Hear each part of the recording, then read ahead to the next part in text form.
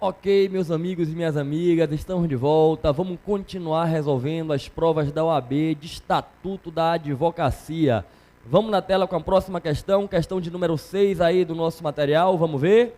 Cadê ela? Gente, olhem só. Questão de número 6 nos diz o seguinte: João postulou, por meio de representação de advogados, uma ação condenatória em face da sociedade Cacos e Cacos Limitada, obtendo uma sentença favorável, condenando a ré ao pagamento da quantia de R$100.000, acrescida de R$15.000 de honorários advocatícios. Após o trânsito em julgado da decisão, João e seu advogado Pedro são cientificados de que a sociedade está falida, devendo seus créditos sofrer um procedimento de habilitação. Nesse caso, a natureza dos créditos correspondente a honorários advocatícios, nos termos do estatuto, é considerada como... Já dá um colorido na letra C, por favor. Já pode colorir aí a letra C. Natureza privilegiada. Meus amigos, presta atenção, vem comigo. Aí está no artigo 24 do estatuto. Se lembre de uma coisa: os honorários advocatícios têm natureza de crédito preferencial, crédito privilegiado, por um motivo que é básico. Eles têm natureza alimentar. Nós não aprendemos que os créditos alimentares são preferenciais.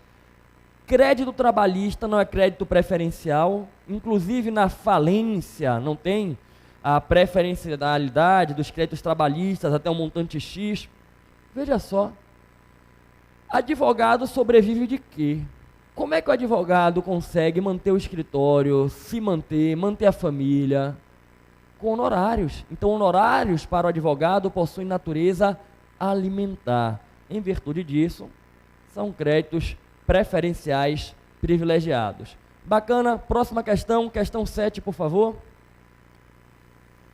João foi contratado para propor uma ação de cobrança pela sociedade MIP Limitada em face da sociedade CIL Limitada, sendo o valor da causa correspondente ao débito de R$200.000. Após iniciada a ação, a sociedade autora vem a desistir da mesma. Houve contrato de honorário subscrito pelas partes, aventando que, nesse caso, seriam devidos honorários fixos de R$10.000. A sociedade notificada regularmente não pagou os honorários. Nesse caso, o prazo para a prescrição da ação de cobrança passa a contar da data... Me coloca com eles. Lembrem de uma coisa: a pretensão de cobrar os honorários prescreve em 5 anos. É o artigo 25 do Estatuto. E em 5 anos também prescreve a ação de prestação de contas do cliente em relação ao advogado. O artigo 25 do Estatuto, ele relaciona quais são os marcos para o início da prescrição da pretensão de cobrar os honorários. E o que é que eu sempre comento com as pessoas para não ter que decorar o que está no texto da lei? É muito simples. A pretensão começa a prescrever a partir do momento em que se esgota a atividade do advogado. A partir do momento em que acabou o serviço do advogado, começa a correr o prazo prescricional. Vamos na tela, por favor, com a questão, ó. Nesse caso aí, gente, dá um coloridinho aí na letra B de bola. Quando foi que acabou a atividade do advogado? Quando houve a desistência judicial. Veja só, o réu não tinha nem sido citado, então não precisava nem ouvir o réu. O autor desistiu da ação. Na hora que o autor desistiu da ação, nem citou o réu, nem formou o processo, o advogado tem mais o que a fazer? Mais nada, acabou. Esgotou-se a atividade do advogado. A partir daquele momento, ele pode cobrar os honorários. Bacana? Na tela agora, a próxima questão, vamos seguir. Questão Voltou um pouquinho, cadê ela? Questão de número 8. Oswaldo é um vereador e ocupa cargo vinculado à mesa da Câmara. Necessitando propor uma ação cominatória em face de seu vizinho Marcos, e sendo advogado, apresenta-se em juízo postulando em causa própria. Nos termos das normas estatutárias, assinale a afirmativa correta. Me traz aqui com o pessoal. Gente, ele não pode. Se ele está na mesa diretora do parlamento, ele está incompatível com a advocacia. Se recordem, incompatibilidades e impedimentos, artigo 27 e seguinte do Estatuto. Os casos de incompatibilidade estão no artigo 28. Os casos de impedimento estão no artigo 30. E como é que eu costumo sempre trabalhar nas aulas? Vamos lembrar? Peguemos primeiro os poderes. Se a pessoa ingressa nos quadros do Poder Executivo e do Poder Legislativo, o que acontece? Fica impedido. Ó, eu me tornei membro do Poder Executivo ou membro do Poder Legislativo, estou impedido. Estou impedido. Uma ressalva em relação ao Poder Executivo. Se eu for professor de Direito, vejam só, eu ingressei no Poder Executivo, como? Virei servidor de uma autarquia federal. Impedido. Eu virei professor de uma universidade federal. Professor de quê? De Direito. Não tem proibição. Magistério jurídico nunca vai gerar proibição para um advogado. Senão ele teria que escolher. Ou ele vai ser professor, ou ele vai ser advogado. Não tem essa proibição. Então vamos lá. Entrei no Poder Executivo, entrei no Poder Legislativo, estou impedido. Passei a ter poder de mando, passei a exercer direção nesses poderes, estou incompatível. Virei membro da mesa diretora do Legislativo, estou incompatível. Virei presidente, governador, prefeito ou vice, que eu estou mandando, estou incompatível. Virei o diretor da autarquia pública, estou incompatível. Lembre só de uma ressalva, ó, diretor jurídico. Se o cara é diretor jurídico, não pode ser proibido de advogar, porque diretor jurídico é privativo de advogado. Então vamos lá. Entrei no Executivo e no Legislativo, impedido. Passei a ter poder de mando, incompatível.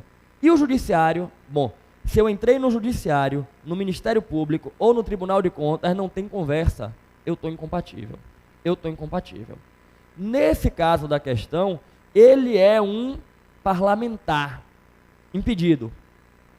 Passou para a mesa diretora, incompatível mesmo em causa própria. Vamos resolver a questão? Vamos lá? Vamos cravar a resposta correta? Letra A. A função de membro do Poder Legislativo impede o advogado de atuar, mesmo em causa própria. Muito cuidado.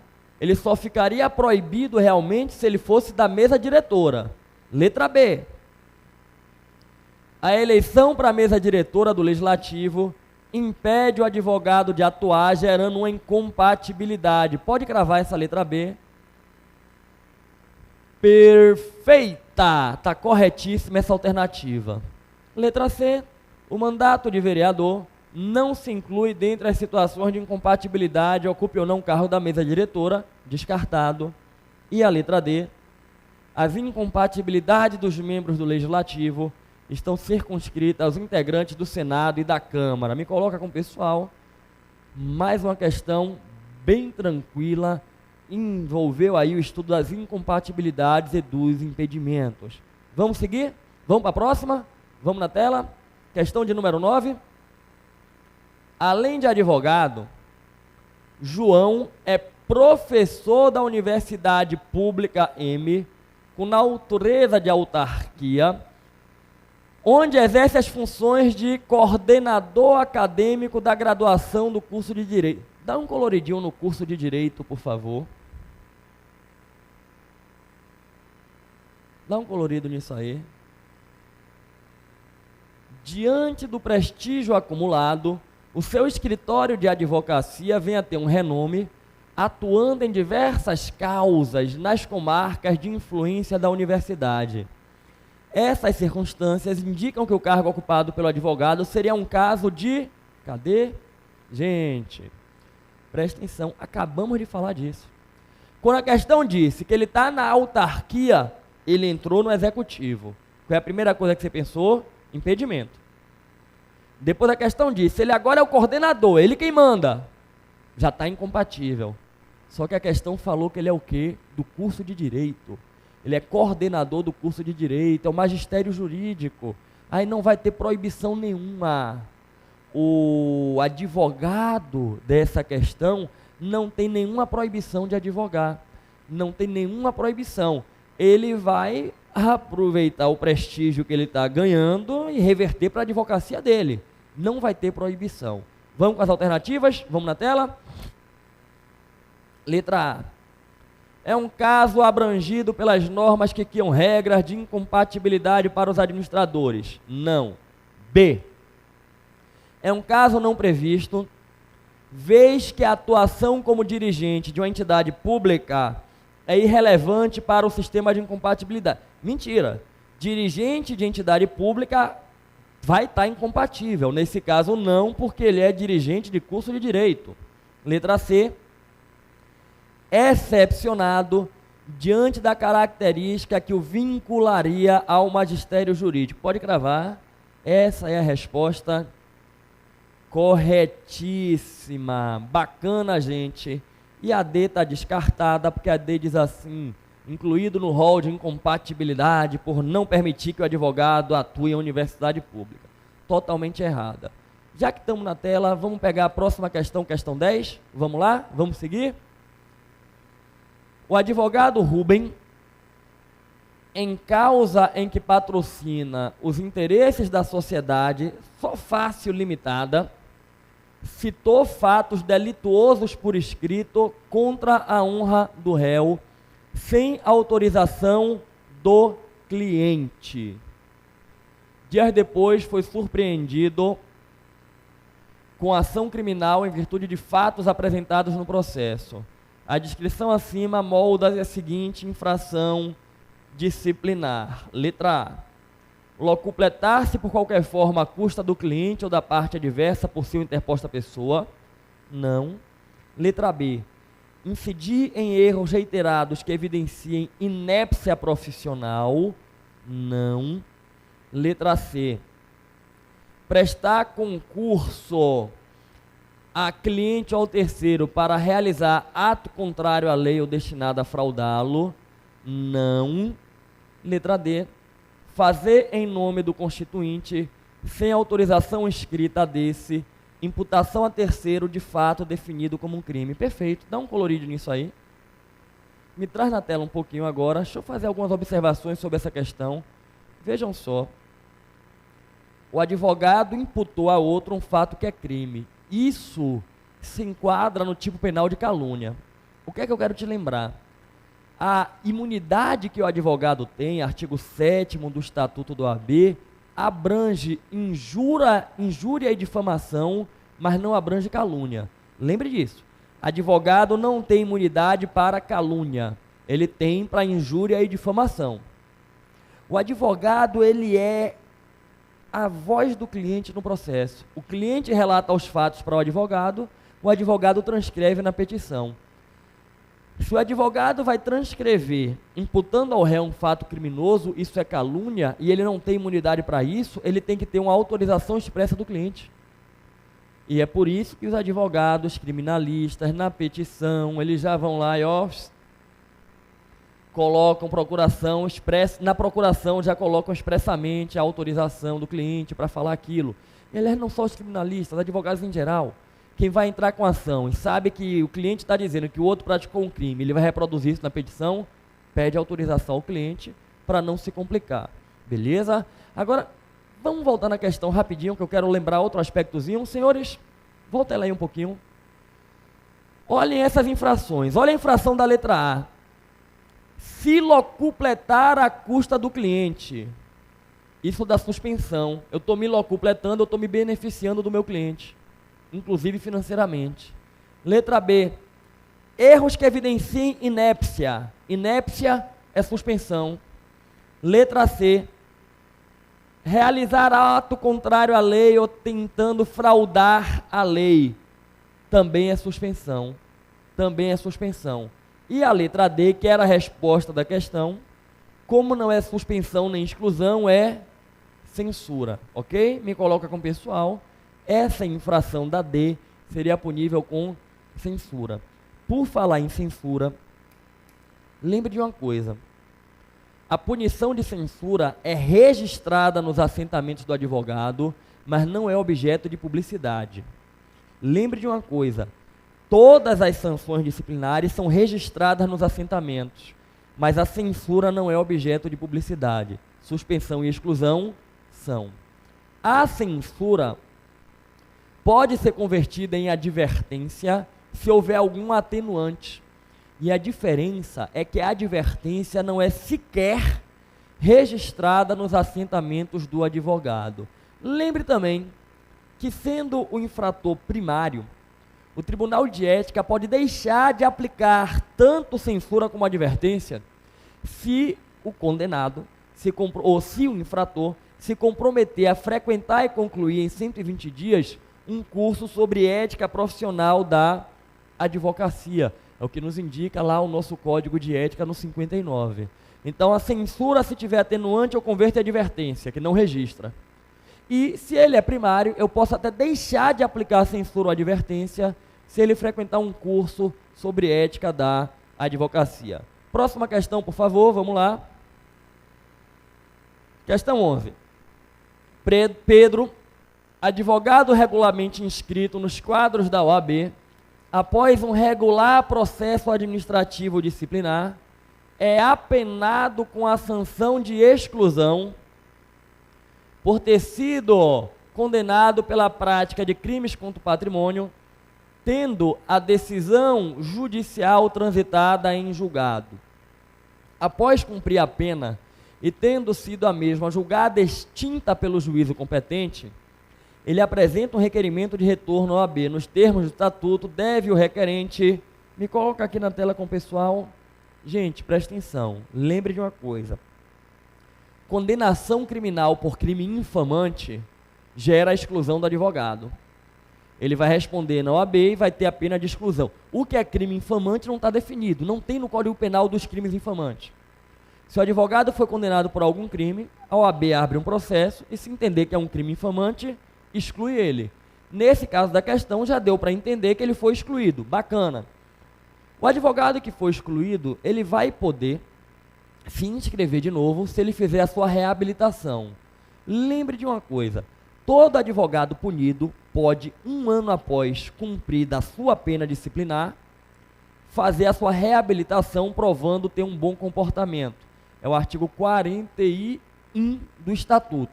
Só que, quando a exclusão, a punição disciplinar resultou de um fato que é crime, antes de ter a reabilitação disciplinar na OAB, tem que ter a reabilitação criminal.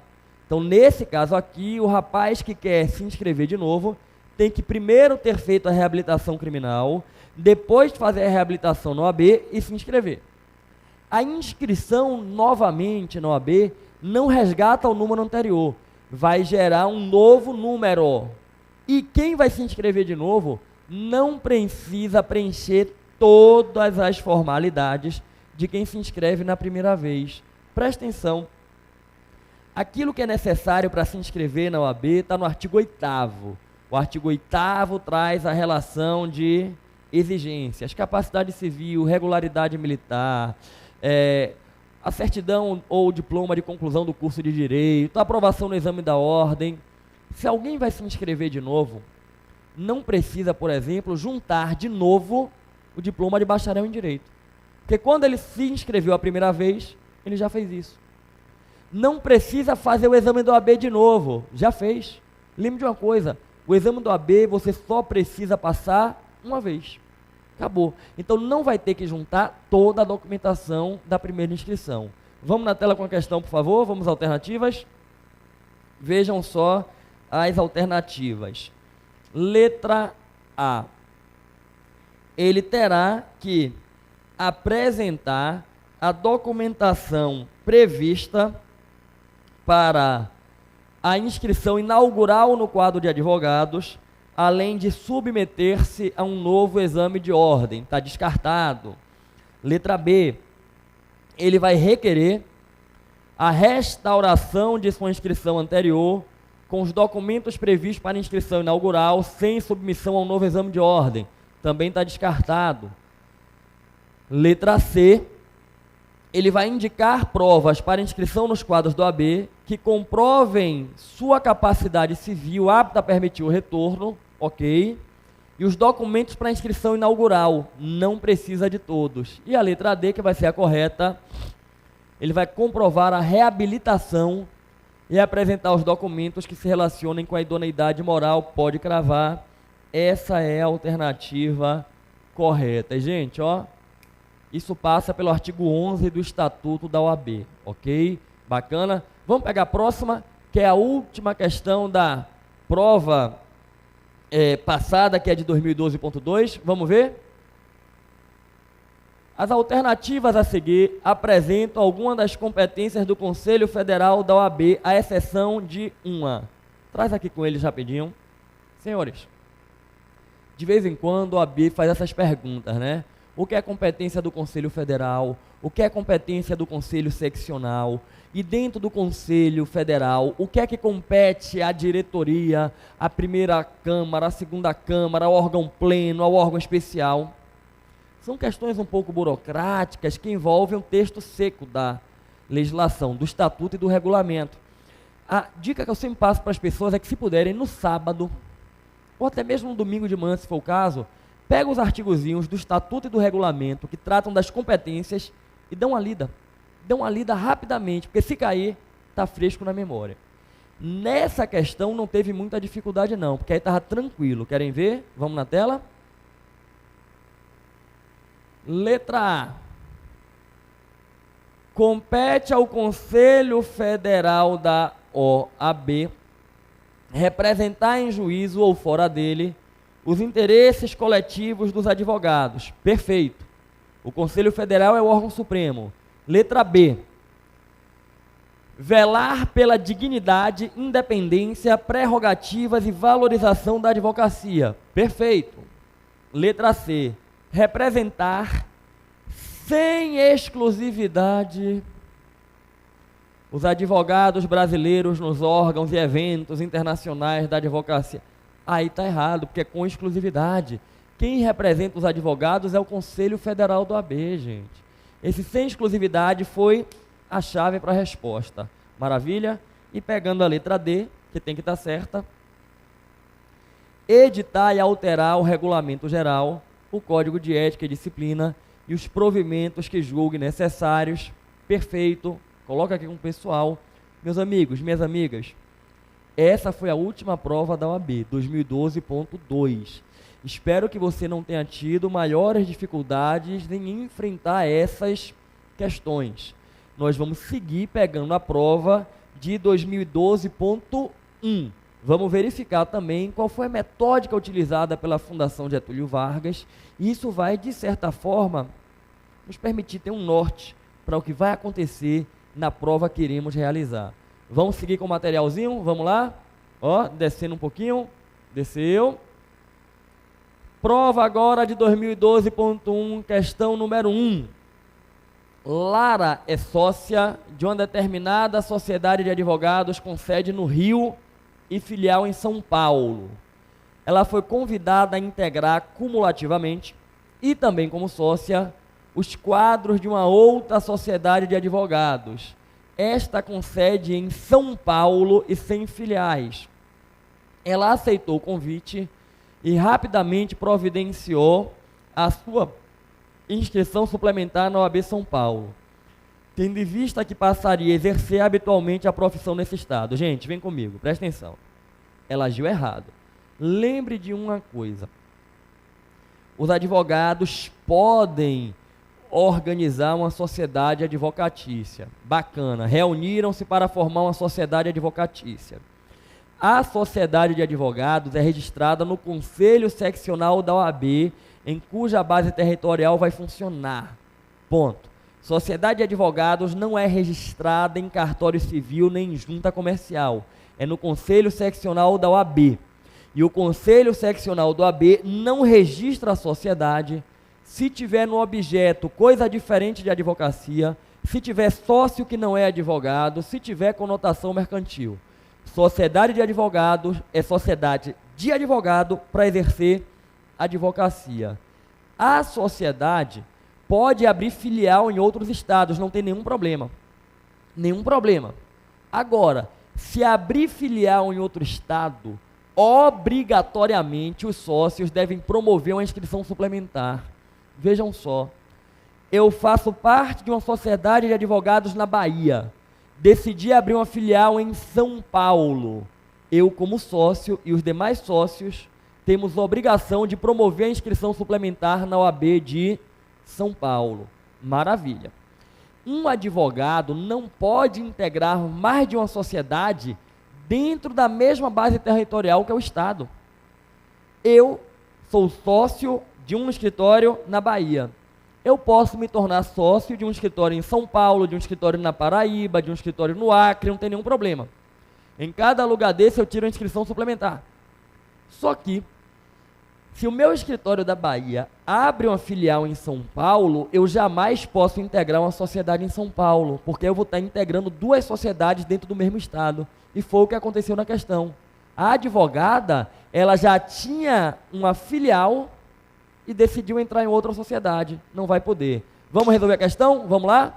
Letra A. Lara agiu corretamente? Claro que não. Quando Lara abriu a filial em São Paulo, ela já teria que ter promovido a inscrição suplementar em São Paulo. Letra B. Lara não agiu corretamente, pois é vedado ao advogado integrar mais de uma sociedade de advogados com sede ou filial na mesma área territorial do respectivo conselho. Pode cravar, a letra B é a resposta. E vamos só pegar o que é que nos dizia a C. Ela não agiu corretamente, pois é vedado ao advogado integrar mais de uma sociedade no território nacional. Me traz aqui? Claro que não. Pode integrar mais de uma no território nacional. O que não pode é integrar duas dentro da mesma base de conselho seccional. Bacana? Gente, chegou o momento de mais um intervalo. Daqui a pouquinho, estamos de volta. Continuaremos resolvendo as questões.